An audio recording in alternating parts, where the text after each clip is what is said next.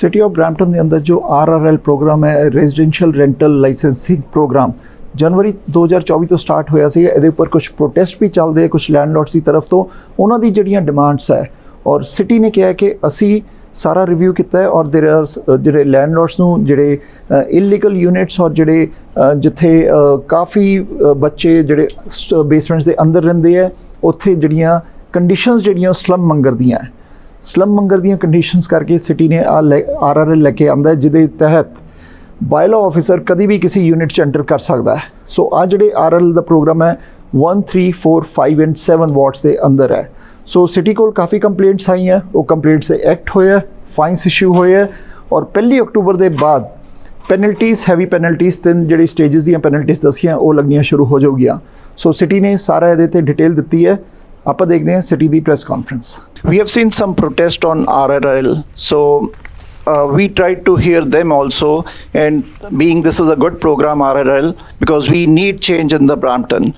So why city and these protesters are not on the same page? Because when we tried to hear them, they are saying their demands are RRL is not targeting the illegal landlords. Means city don't have a plan to make illegal basements as legal. They are only targeting the legal basements because the owners already have paid those fees. Also, like the councillors, the Ward 2, 6, 8, 9 and 10, the South Asian councillors, they don't want to accept RRL in their wards, that as per the protesters. So why don't we hear from them, those councillors, South Asian, Councillor Kaur, Councillor Harkirat Singh and Councillor Toor, because we want to hear from them also. Are they, because these should be in all the 10 wards. If this is a good program, we want change in the Brampton. We don't want to see these kind of pictures, but let's bring it to whole of the Brampton so that if they have any backlash, they should come forward and talk on this. So thank you. I had a few questions there in that question. First of all, this is for all rental units. And so you can have a rental unit that might have been legal 10 years ago that gets altered. And so this gives the city the right to inspect when we have those complaints. And so this is for ensuring that illegal units are brought into compliance. And I would note through the RRL, these 46 slum conditions that were illegal have been brought into compliance. This is exactly what it's for. I know there is a noisy group of about 30 that continue to protest this. In some cases, they've even gone to protest and attempted to protest in the personal spaces of councillors. No matter how noisy and loud the Slum Landlord Association is, we will not bow to the pressure to ignore our requirement that you must meet building code and fire code. I took the time to sit down with this association. I met with the leader of this association in my office, and I said, tell me all your points. We're here to work with everyone. But the points, their perspectives were not based in any form of fact or reality. They said that it was not illegal. I explained that the very similar provision was challenged in Windsor and went to the court, and the court said the municipalities have this right. And so I think some of their objections to this are just simply not based on the laws we have right now in Ontario and in Canada. I've heard feedback from this association saying it's their right. They can pave their entire lawn if they want to, that they don't have to meet fire code. And that's not something we're standing for. We're not going to turn a blind eye to some of these egregious breaches of property standards that we've had. I had one of these members associations say the city has no right to enforce proper ventilation on us. Well, we do when it could potentially lead to a fire fatality. And so, we will continue to try to work collaboratively with everyone. At our council meeting 2 weeks ago, Councillors Brar and Paleshi, speaking of a councillor of South Asian descent, said seeing the success of taking illegal units into compliance, that they wanted to be added to the pilot project.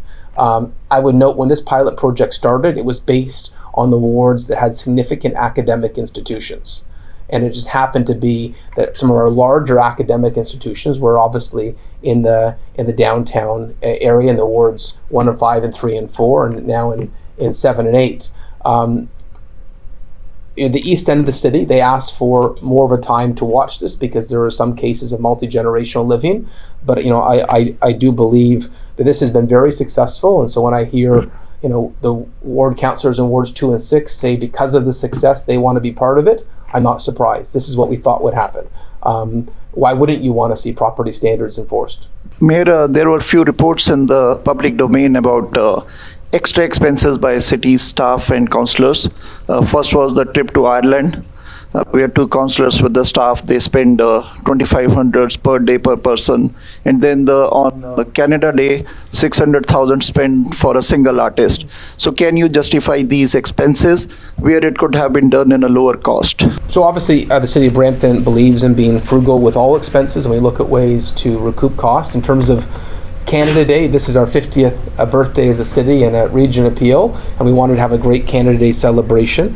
And when we put on Canada Day, we try to recoup as many costs as possible through sponsorships. So we've got some great corporate sponsors that enable us to put on great events. And in the case of the Canada Day artists this year, they actually brought their own sponsor to sponsor the event. I believe they brought a single sponsorship that helped present the front stage at 160,000 from one sponsorship, and so these events also generate revenue. And so when you see the cost of a show, it doesn't necessarily reflect the sponsorship that's brought in. And on Canada Day, because of the vendor booths that we rent, because of parking fees, because of the sponsorships of every aspect of Canada Day, the actual figures are very different than the one that was reported in that one web article.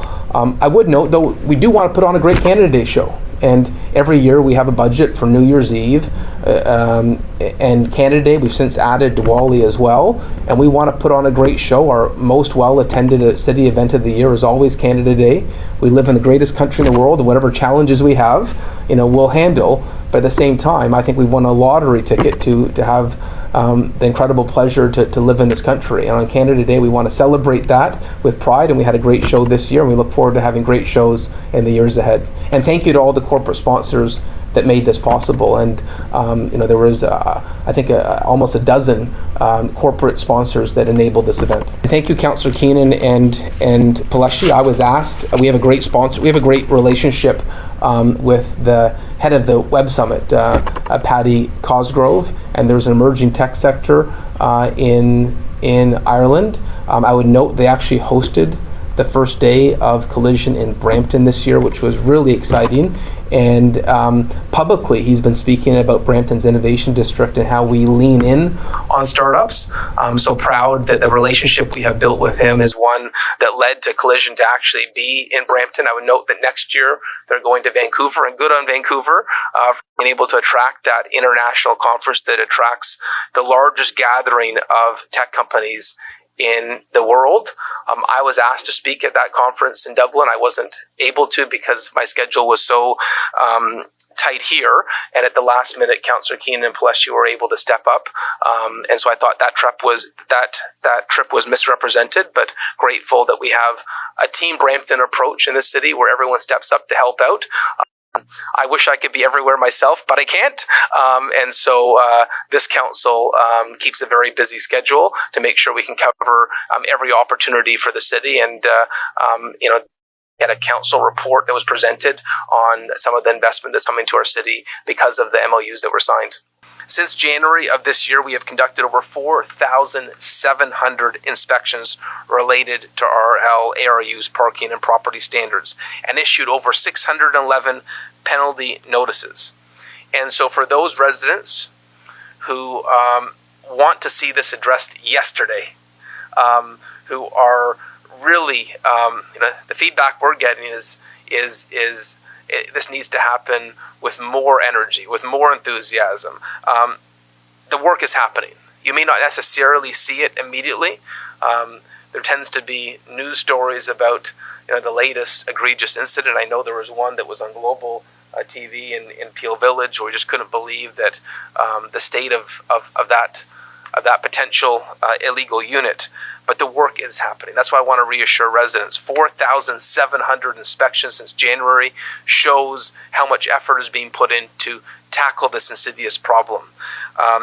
Additionally, we have, I would note, and this is the part that I find really exciting to show the progress we're making. We've issued over 2,200 licenses. So that shows a lot of units are coming into compliance. In terms of the slum landlords that we've heard about, we've actually taken 46 locations where we got numerous complaints about being slum conditions. 46 have now turned into compliance. And that's the goal, is if you have a unit that is a fire trap, that is a safety trap, that we know there is going to be a tragedy here, and we turned it into compliance, that means we've addressed the problems. And so we want to see more of that. I understand that in terms of the worst offenders in the city, we have almost right now, I think it's a 63% have come into compliance. So we have work to do, and we're going to continue to do this work to make sure that residents who are worried about that one rooming house on their street, that one slum landlord in their neighborhood, that we're going to address everyone in the city. It takes time, but we will make sure that we put the resources behind this project because we are sincere in our commitment to addressing this challenge in our community. Media has been reporting a lot about this lately based on a council meeting from a couple of Wednesdays ago where Councillor Keenan shared some advertisements that were shown on social media in particular, and doing my own search on various rental sites, seeing myself. This is not a new issue. This is part of why we have the International Student Charter. Social agencies like Indus Community Services, PCHS, they've all shown signals about this happening in our community. And seeing ads from landlords or ads on rentals saying that they are going to provide discount on rent if the girls who are tenanting agree to friends with benefits. So this is the worst of the worst when it comes to slum landlords, which is why the RRL is so important. Because if landlords are able to get away with bad property standards, grass, garbage overflowing, throwing 4 mattresses in one bedroom, if they're able to get away with that, what else are they getting away with?